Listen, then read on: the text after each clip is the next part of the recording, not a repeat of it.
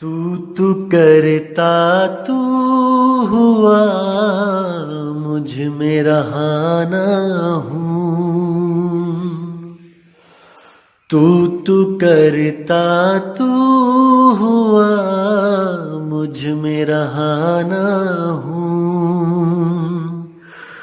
आपा परखा मिट गया जब आपा परखा मिट गया, जित देखूं तित तू तू तू करता तू हुआ मुझ में रहाना हूँ। प्रिय बंधुओं, तहे दिल से आप सबको नमस्कार, सत श्री अकाल। आज जो मैं आपको ज्ञान जो बताने आया हूँ वो बाबा नानक जी की एक वाणी है जिसको कई संतों ने अपने अपने ग्रंथ में लिखकर उसका मनमाना अर्थ किया है और आप सबको भरमाने में कोई कसर नहीं छोड़ी है। तो आज उस वाणी का सही से अर्थ करेंगे कि आखिर बाबा नानक जी के भाव क्या थे उस वाणी को बोलने में, क्योंकि हम सब शब्दों को पकड़ लेते हैं, भावों को नहीं पकड़ते। दोस्तों, इसी में दिक्कत आ जाती है। तो इन सब वाणियों को हम गहराई से मनन करेंगे और इन्हीं वाणियों से हम सत्य को उजागर करने की पूरी कोशिश करेंगे। और मुझे पूरा यकीन है कि जो मेरे भाई विवेकी हैं एक क्षण नहीं लगाएंगे वो सत्य और असत्य का निर्णय करने में। तो दोस्तों, गुरु ग्रंथ साहब के अंग नंबर 60 पे आपको ये वाणी मिलेगी और आप उसको स्पष्ट रूप से देख सकते हो, समझ सकते हो। क्या कहते हैं नानक साहब? बिन गुरु प्रीत न उपजे हऊ में मैल न जाई। मतलब कि आपकी परमात्मा से प्रीत उपज ही नहीं सकती जब तक आपके जीवन में कोई गुरु ना हो। गुरु की इतना बड़ा महत्व बता दिया है वाणी में कि बिना गुरु के प्रीत न उपजे, उपज ही नहीं सकती। जैसे बिना बीज डाले आपके खेत में कोई फसल नहीं उग सकती, उसी तरह बिना गुरु के आपके अंदर परमात्मा के लिए सच्ची प्रीत उपज ही नहीं सकती। कितना ही जोर लगा लो कि मैं उस परमात्मा से प्रेम करूं, कर ही नहीं सकते। किससे कर लोगे? कोई पत्थरों से कर लोगे, कोई नदियों से कर लोगे, कोई तीर्थों से कर लोगे, लेकिन उस सच्चे शब्द से प्रेम हो ही नहीं सकता, क्योंकि उसके बारे में आपको कोई बता ही नहीं सकता गुरु के सिवा। जब तक वो सतगुरु आपकी जिंदगी में नहीं आ गया, उस निज नाम को प्रेम करना असंभव है। अपना नाम जानना असंभव है। तभी वाणी में कहते हैं, 3 गुणों की भक्ति में भूल पड़े संसार। और कहे कबीर निज नाम बिन कैसे उतरो पार। कि 3 गुणों की भक्ति में, यानी कि ब्रह्मा विष्णु महेश, सतोगुण रजोगुण तमोगुण, इन तीनों की भक्ति में भूल पड़े संसार। जितने भी तीर्थ स्थान आप देखोगे भारत में, या तो इन तीनों देव के हैं या फिर इनके ही भक्तों के हैं। जैसे गोरखनाथ, भैरवनाथ और कई नाथ, बाबा बालकनाथ। तो तीर्थ स्थानों में या तो इन 3 गुणों की पूजा हो रही है या फिर उनकी हो रही है जिन्होंने इन 3 गुणों की पूजा करी, या फिर इन 3 गुणों को पैदा करने वाली जो माया है, शक्तिपीठ, त्रिगुणी माया। जैसे साहिब कहते हैं, माया महा ठगिनी हम जानी, त्रिगुण फांस लिए कर डोले, और बोले माधुरी वाणी, माया महा ठगिनी हम जानी। तो भाई, वाणी पे विचार करना है कि वाणी क्या कहना चाहती है।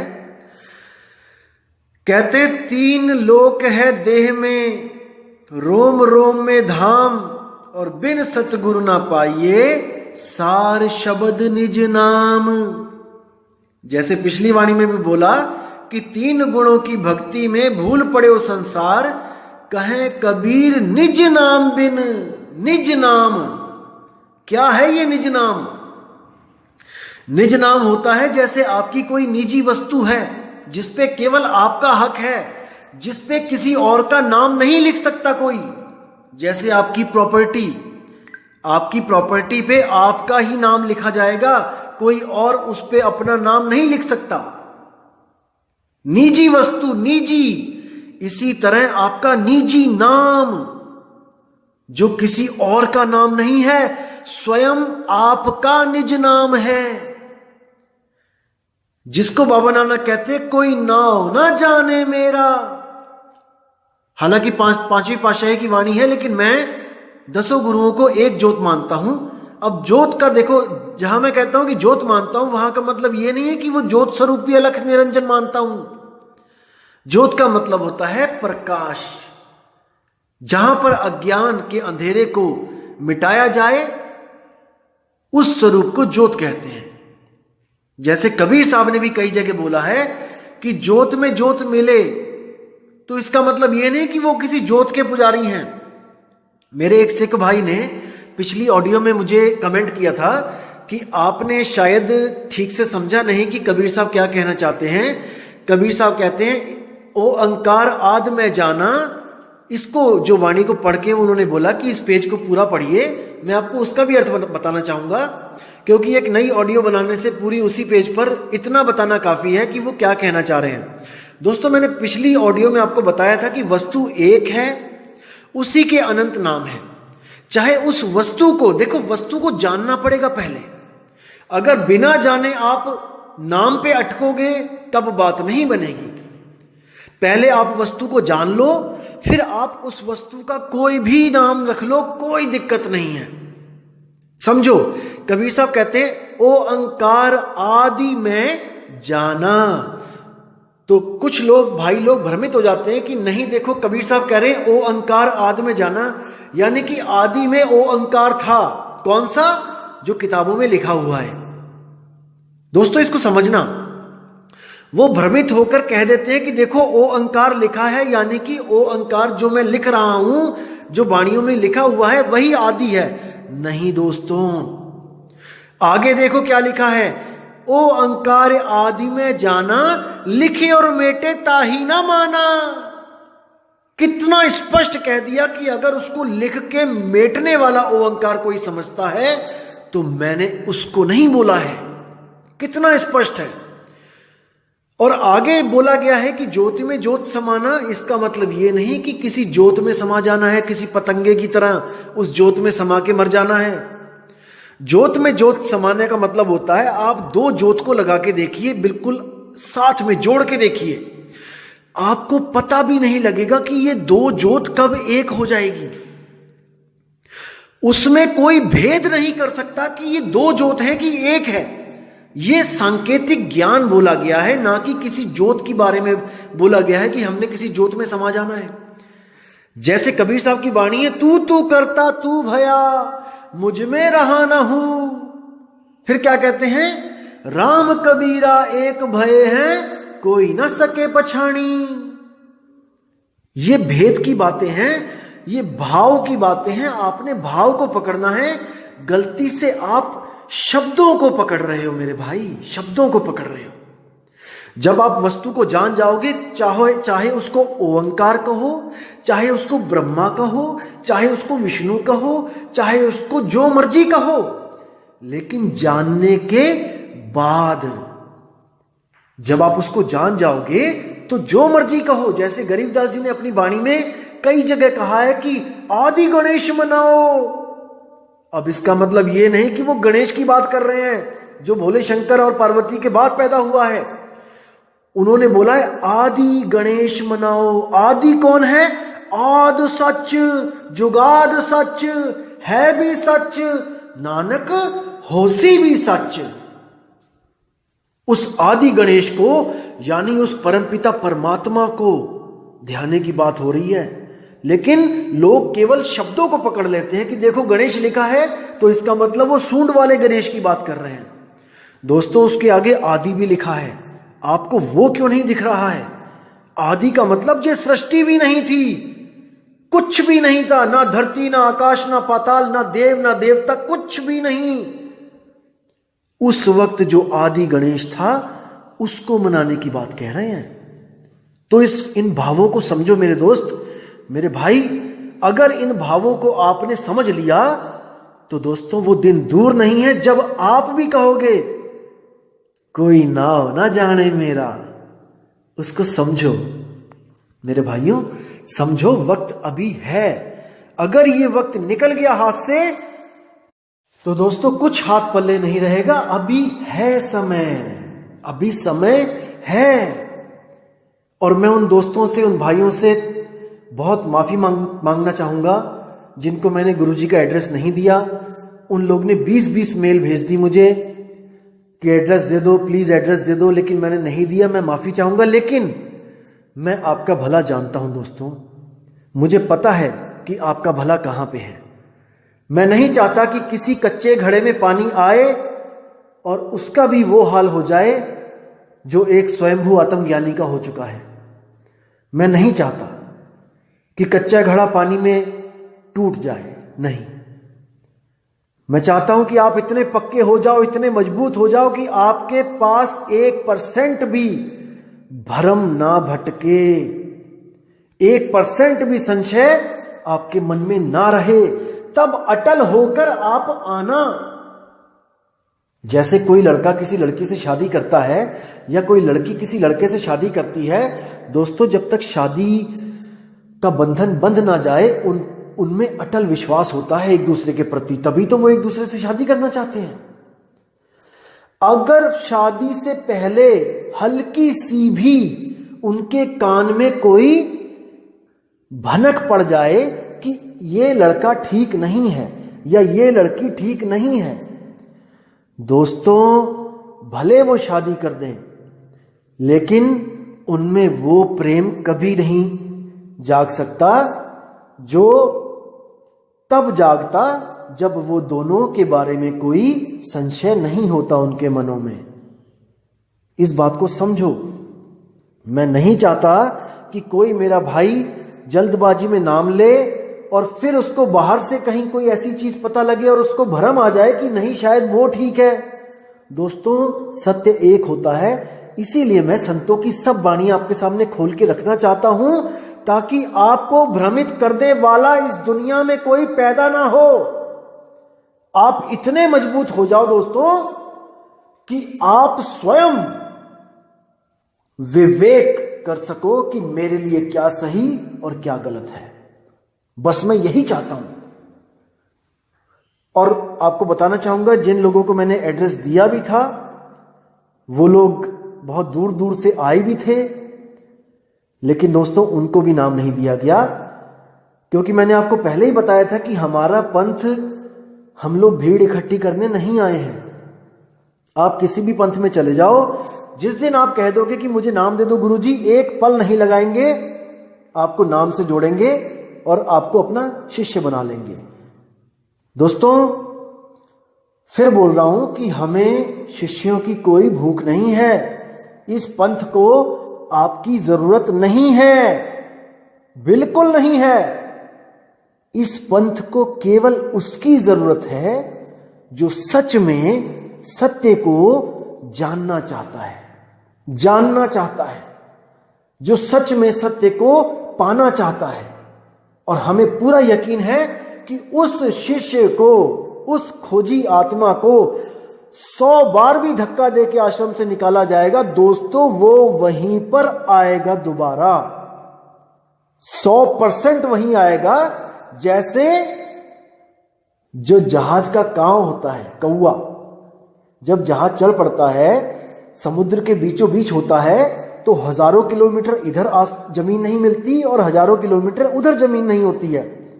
तो क्या होता है, अगर उस कौवे को, जो कौवा जहाज पे आ गया है, कोई उसको उड़ा भी दे, जहाज पे खड़ा आदमी डंडे से उसको डरा के उड़ा भी दे, वो उड़ जाएगा, उस वक्त वो उड़ जाएगा।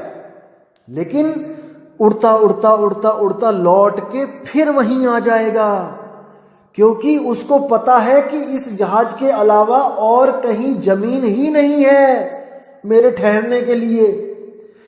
इसलिए वाणी में आता है, बंदी छोड़ दयाल तुम लग हमरी दौड़, जैसे काग जहाज का पावत और न ठौर। उस कौवे को और कहीं ठौर ही नहीं है, वो जाएगा कहां। इसलिए गुरुदेव कभी भी जल्दबाजी नहीं करते। वो परीक्षा भी लेते हैं कि देखें तो सही इसमें कितनी परख है, इस बच्चे में। सारी दुनिया को परख के दोबारा यहीं पे आएगा अगर सच में सच्चा पारखी होगा तो। अगर कहीं और जुड़ जाएगा तो इसका मतलब वो पारखी था ही नहीं, और जो पारखी नहीं है उसकी हमें कोई जरूरत नहीं है। जैसे आपने कई बार देखा होगा, कई पंथ ऐसे भी हैं यहाँ पे भारत में चल रहे हैं, जहां पर नामदान से पहले कई सवाल जवाब होते हैं, कई तरह के सवालों से गुजरना पड़ता है, लोग पूछते हैं, तब जाके आपको नामदान की पर्ची मिलती है। तो कई लोग क्या होते हैं, 3 बार जाते हैं नहीं मिलता है, चौथी बार जाते हैं नहीं मिलता है, 5वीं बार जाते हैं नहीं मिलता है, तो सोचते हैं अरे यार यहां नाम ही नहीं मिलता है, छोड़ो, यहां नहीं लिखा है, मेरी किस्मत में नहीं लिखा है, मैं कहीं और ले लेती हूं, और जाके किसी और से नाम ले लेते हैं, गुरु से। अब उनकी परख देखिए आप, कि आप अगर मान के चलो कि आप किडनी के रोग से ग्रसित हो, आपको किडनी का रोग है, आपकी किडनी फेल हो गई है, और आपके शहर में केवल एक डॉक्टर है जो किडनी का एक्सपर्ट है। अब आप उस डॉक्टर के पास गए और वहां पर बहुत बड़ी भीड़ है, आपने देखा कि इतनी लंबी लाइन, 200 बंदे लगे हैं और मुझे तो बैठे बैठे शाम हो जाएगी, तो आपने उस डॉक्टर को छोड़ के आप किसी नीम हकीम खतराए जान के पास चले गए कि भाई डॉक्टर के पास तो बहुत लंबी लाइन है, मैं कहीं और इलाज करवा लेती हूं, और आप उस झोला छाप डॉक्टर के पास जाके आपने अपना इलाज करवा लिया। दोस्तों, आप जीवित नहीं बचोगे, भले वहां पे देर लग जाए, लेकिन वो एक्सपर्ट है, वो आपको ठीक कर सकता है। लेकिन झोला छाप डॉक्टर के पास एक पल में नंबर आ जाएगा आपका, इसका मतलब ये नहीं कि वो आपको ठीक कर देगा। इसलिए कितना ही समय क्यों ना लग जाए, लेकिन सतगुरु के चरणों में पड़े रहो, सतगुरु को अरदास करते रहो कि मालिक अब जोड़ दो, मेरे मालिक अब जोड़ दो। तो इसी तरह परख होती है जीवों की, मालिक परखते हैं। तो कबीर साहब कह रहे हैं कि कहे कबीर निज नाम बिन कैसे उतरो पार। तुम्हारा जो निज नाम है वही नाम परमात्मा का भी है, इसको पकड़ो मेरे भाई। जो तुम्हारा निज नाम है वही नाम परमात्मा का है, दोनों एक से ही हैं, एक ही हैं, इसको मान के चलो कि वो एक ही है। जैसे आप शीशे के सामने खड़े हुए तो आपने क्या बोला वहां पे कि जो तू सो हम, यानी जैसा तू है, जो दिख रहा है मुझे, जैसा तू है वैसा ही मैं हूं, यानी हम दोनों में कोई भेद नहीं है, दिखने में हम दोनों एक से हैं।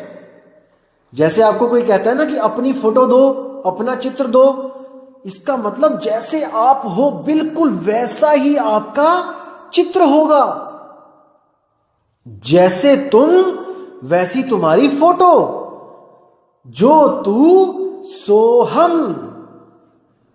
तो आज सोहम के बारे में आपको मैं बताना चाहता था, क्योंकि इस वाणी में सोहम लिखा है, और सोहम को दिखा दिखा के कुछ अधूरे संत आपको सोहंग मंत्र पकड़ा देते हैं कि देखो बाबा नानक भी सोहंग मंत्र जपते थे।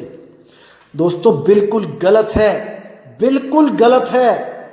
इसको आप विवेक लगाओगे, 2 सेकंड के अंदर आप दूध और दूध पानी का पानी कर दोगे। मैं पूरा विश्वास करता हूं आप लोग पे कि आपकी बुद्धि अब इतनी चलने लगी है, आपका विवेक इतना जागृत हो चुका है कि आप नीर शीर का निवेड़ा कर सकते हो। अब वाणी देखते हैं आगे क्या कहती है। बिन गुरु प्रीत न उपजे, हव में मैल न जाई। यानी कि बिना गुरु के हमारी हौमे की मैल नहीं जा सकती, दूर नहीं हो सकती, अहंकार कभी खत्म नहीं हो सकता। जैसे हम मंदिर में दर्शन करने भी जाते हैं, कोई बड़ा आदमी जाता है तो अहंकार लेके जाता है, वो लाइन में नहीं लगना चाहता कि मैं किसी आम भगत के पीछे लगूं, वो अपने अहंकार को साथ में लेके जाता है और अपना आई कार्ड दिखाता है कि मैं सीएम हूं, मैं पीएम हूं, मैं डीएम हूं, मुझे अलग से दर्शन, फास्ट दर्शन करा दिए जाएं। तो ये हौमे की मैल कभी नहीं दूर हो सकती दोस्तों बिना गुरु के। तो क्या कहते हैं, सोहम आप पछाणिए शब्द भेद पति आई। कितनी प्यारी वाणी है कि तुम सोहम को मंत्र मत समझो, सोहम आप पछाणिए, यानी कि खुद को सोहम पहचानो कि तुम ही सोहम हो। एक बहन ने कमेंट में बड़ा अच्छा लिखा कि क्या सोहम हम ही हैं। मैंने उसको पढ़ा और मुझे इतनी खुशी हुई कि देखो जागृति, देखो आत्मा की, कितने प्यार से लिखा। उसने पूछा मुझे कि क्या सोहम हम खुद हैं। हाँ मेरी बहन, हम ही सोहम हैं, हम ही सोहम हैं। जैसा तू वैसे हम, जो तू सो हम। समझो, कबीर साहब से पहले सब जितने भी ऋषि मुनि, पीर पैगंबर, ये सब सोहम का जाप करते थे। लेकिन कबीर साहब ने जाप नहीं बोला। कबीर साहब के आने से पहले भी सोहम था यहां पे, लेकिन वो एक मंत्र था, उसको जपा जाता था। जैसे आप शिव सूर्योदय में पढ़ोगे या फिर आप गरुड़ पुराण में पढ़ोगे, इनमें सोहम मंत्र है, लेकिन गुप्त रूप में है, आपको दिखाई नहीं देगा। जब मैं दिखाऊंगा तब दिखेगा। कई लोग कहते हैं ना कि सोहम मंत्र 52 अक्षर वाले किसी ग्रंथ में नहीं है, यानी कि संस्कृत के शब्दों वाले किसी ग्रंथ में नहीं है। दोस्तों मैं दिखाऊंगा, मैं फोटो भी भेजूंगा उसकी, आप उस पर परख करना। वो गुप्त रूप से दिखाया गया है उसमें, लेकिन उसको उजागर जरूर करूंगा मैं, और आप समझ जाओगे कि वो क्या चीज है। सोहम ही है। तो क्या कहते हैं, कबीर साहब कहते हैं कि सोहम जपो नहीं भाई, सोहम तुम खुद हो। तो साहिब कहते हैं सोहम शब्द हम जग में ले आए, और सार शब्द हमने गुप्त छुपाए। यानी कि सोहम शब्द हम जग में ले आए, यानी कि आत्मा का ज्ञान मैं जग में लेके आया हूं। नहीं तो बड़े से बड़ा देव भी ओमकार का जाप कर रहा था, बड़े से बड़ा भगवान किसी ना किसी मंत्र का जाप कर रहा था। लेकिन सोहम शब्द हम जग में ले आए, ये आत्मा का ज्ञान मैं इस जग में लेके आया हूं, नहीं तो कोई भी आत्म ज्ञान को प्राप्त नहीं हो सकता। ये मैं ही हूं जो सब संतों को गुरु रूप में मिलता हूं और उनको उनका ही नाम दे देता हूं। दादू जी को मिले, गरीबदास जी को मिले, धर्मदास जी को मिले। धर्मदास तो 100 साल के बाद पैदा हुए, जब कबीर साहब यहां से जा चुके थे। गरीबदास जी देखो कब पैदा हुए हैं, और कबीर साहब कब गए हैं। 1.5, 2 साल, 3 साल, 300 साल का फर्क है। और अब मदन साहिब देखो, 1843 में मदन साहिब को कबीर साहब आके मिले। कब गए हुए थे कबीर साहब, देखो 120 साल पूरे करके कब चले गए थे, लेकिन वो आते हैं जीवों के कल्याण के लिए। बाबा नानक को बेई नदी पे मिले गुरु रूप में, वहां पर उनको नाम दिया। तो दोस्तों इन बातों को समझो। हम ये नहीं कहते कि आप कबीर कबीर करो, कबीर का नाम जपो, लेकिन जो हमारे लिए इतना कुछ कर रहा है, हमने उसको सर्वोपरि मानना है। सब संत मेरे पूज्य, हर संत मेरा भगवान, मेरा परमपिता परमात्मा है, क्योंकि वो समा चुके हैं, ज्योति ज्योत समा चुकी है। इस भाव को पकड़ना है, शब्दों में नहीं जाना है। मैं फिर कह रहा हूं, ज्योति ज्योत का मतलब ये नहीं कि किसी ज्योत की पूजा करके उस ज्योत में चले गए। कबीर साहब कहते हैं, ये ज्योत स्वरूपी अलख निरंजन, ये धरता ध्यान हमारा। इसको समझना पड़ेगा। ज्योत स्वरूपी हाकिमा जिन अमल पसारा, अमल मिटाऊं तासु का पठाऊं भव पारा, कहे कबीर अमर कर राखूं जो निज होए हमारा। जो इस ज्योत को त्याग दे और हमारी प्रतीत कर ले, उसको मैं भव सागर से पार कर देता हूं, और उसका स्वरूप बिल्कुल वैसा हो जाता है जैसा परमपिता परमात्मा का होता है। अब उनमें कोई पहचान नहीं सकता। जैसे कहते हैं, अब तो जाए चढ़े सिंहासन, मिले हैं सारंग पानी, और राम कबीरा एक भय हैं, कोई न सके पछाणी। अब वो दो नहीं रह जाते हैं, अब वो एक हो जाते हैं। तो क्या कहते हैं वाणी में आगे, सो हम आप पछाणिए सबद भेद पति आए। यानी उस गुरु से भेद प्राप्त करके उसको पतियाए, उससे प्रेम करे। गुरु ने जो भेद बताया है शब्द का, उसे प्रेम करे। वो आप स्वयं हो, वो आपका अपना नाम है। एक छुड़ाए एक लखाए, ऐसा गुरु ढूंढो जो उसका भेद बता दे, शब्द भेद दे दे आपको, लोगों के नाम छुड़वा दे और आपका अपना नाम आपको बता दे। आगे क्या कहते हैं, गुरुमुख आप पछाणिए अवर की करे कराए। कहते हैं, हे गुरुमुख, तुम अपने आप को पहचानो कि तुम कौन हो। अवर की करे कराए, और किसी से हमने क्या लेना, वो कौन है, और किसी को पहचान के हमने क्या करना कि वो कौन है। हमें खुद को पहचानना है। गुरुमुख आप पछाणिए अवर की करे कराए। अब क्या कहते हैं, मिलिया का क्या मेलिए सबद मिले पते आए। वाह वाह वाह वाह वाह, क्या बात है, क्या बात है। कहते हैं मिलिया का क्या मेलिए, यानी कि उसको कौन दे सकता है तुम्हें, वो तो तुम स्वयं मिले ही हुए हो। देखो कितनी प्यारी बात है। लेकिन जिसको भेद पता है वो इसको समझ सकता है, जिसको भेद नहीं पता वो सोहम जपने लग जाएगा, और अधूरे गुरु उसको सोहम जपाने लग जाएंगे। ये वाणी प्रमाणित करके कि देखो नानक साहब भी सोहम जपते थे। बिल्कुल गलत दोस्तों, बिल्कुल गलत। आगे देखो क्या कहते हैं, मिलिया का क्या मेलिए सबद मिले पति आए। यानी कि वो तुम्हारे पास ही है, वो तुम्हें कोई दे नहीं सकता। जैसे कस्तूरी नाभि बसे मृग ढूंढे बनमाही, ऐसे रमता राम है दुनिया जाने नहीं। वो तुम्हारे पास ही है, वो तुम ही हो, तुम मिले हुए हो, लेकिन केवल और केवल इस मन माया के कारण उसको महसूस नहीं कर पा रहे हो।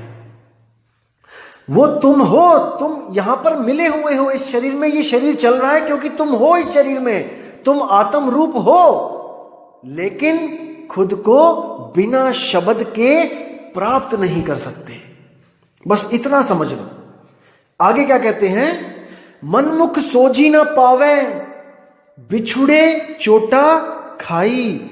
मनमुख इन बातों को नहीं समझ सकता और वो बिछड़ के चोटा खाएगा, यानी जन्म मरण में भ्रमित हो जाएगा, मां के गर्भ में चला जाएगा, अपने असली घर नहीं जा पाएगा। नानक दर घर एक है और न दूजा जाई। अब देखो साफ बोल दिया कि नानक दर घर एक है, यानी कि जो इस शब्द को प्राप्त कर लेता है वो उसी एक घर में चला जाता है, जो घर सबके पास है। सबके पास है, कहीं जाना नहीं है, कहीं सतलोक अलखलोक अगमलोक नहीं जाना है। एक घर को छोड़ के दूसरा घर को छोड़ के तीसरा घर, वो सबके पास है। उसी शब्द में सुरती को समाना है और वही शब्द गुरु उसका असली घर है।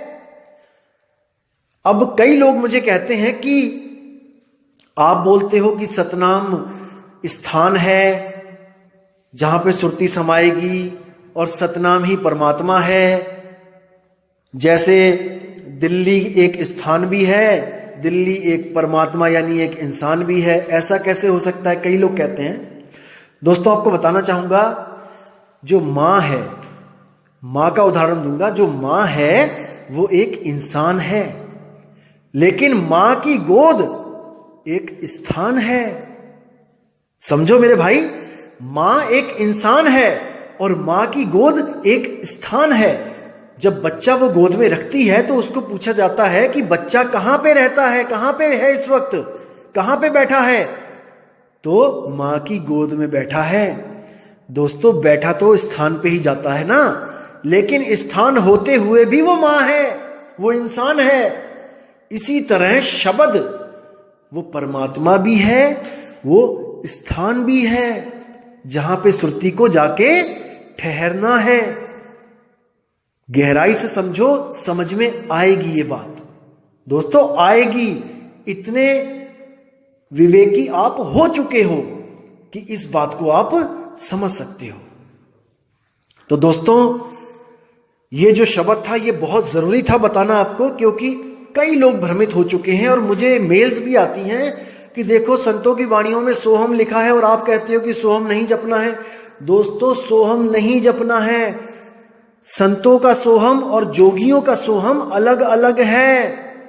जोगियों का सोहम मंत्र है और संतों का सोहम अपना आत्म रूप है।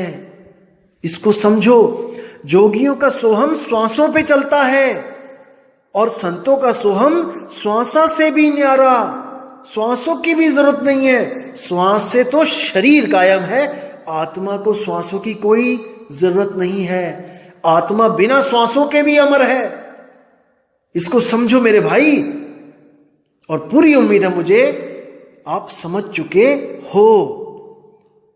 तो दोस्तों इसी के साथ मैं वाणी पे विराम देता हूं और अगली ऑडियो बहुत जल्द भेजूंगा। और जो मेरे भाई कह रहे हैं कि कर नैनो दीदार महल में प्यारा है का पार्ट 2 और 3 जल्दी बनाओ, दोस्तों बहुत सी ऐसी बातें हैं जो आप जब तक नहीं समझ गए आप उन चीजों में कंफ्यूज हो जाओगे। वो मैंने आपको बताया था कि वो वाणी सबसे इंपॉर्टेंट वाणी है जिसमें हर भेद बता दिया गया है, लेकिन आपके कंसेप्ट बहुत से क्लियर करने हैं मैंने, ताकि आपको वो वाणी पूरी अच्छी तरह समझ आए। इसलिए मैं नहीं चाहता कि मैं उस वाणी को पहले बना दूं और आप कंफ्यूज हो जाओ। उससे पहले बहुत से कॉन्सेप्ट क्लियर करने हैं मैंने आपके, ताकि आपको बिल्कुल पानी की तरह वो वाणी समझ में आए। तो दोस्तों आपसे मैं अब विदा चाहूंगा और मालिक से अरदास करूंगा कि आपके विवेक में बढ़ोतरी करता ही जाए, करता ही जाए, और आप सत्य की तरफ बढ़ते जाओ, बढ़ते जाओ। बस यही मेरे दिल की अरदास है कि हर मेरे भाई को सत्य से रूबरू मेरा मालिक जल्दी करवाए, ताकि आप सबका जन्म मरण जीते जी खत्म हो जाए। जीते जी, मरने के बाद नहीं दोस्तों, जीते जी पाना है उसको। तभी तो आप गवाही दोगे कि हाँ मैं मुक्त हूं। मरने पे कोई मुक्त नहीं हुआ है। तो दोस्तों विदा चाहता हूं अब। जय गुरु बंदी छोड़ मदन साहिब, जय गुरु बंदी छोड़ वैराग साहिब, जय जय बंदी छोड़ सतगुरु सत्य कबीर साहिब की सदा ही जय हो। साहिब बंदगी, सतनाम, सत श्री अकाल।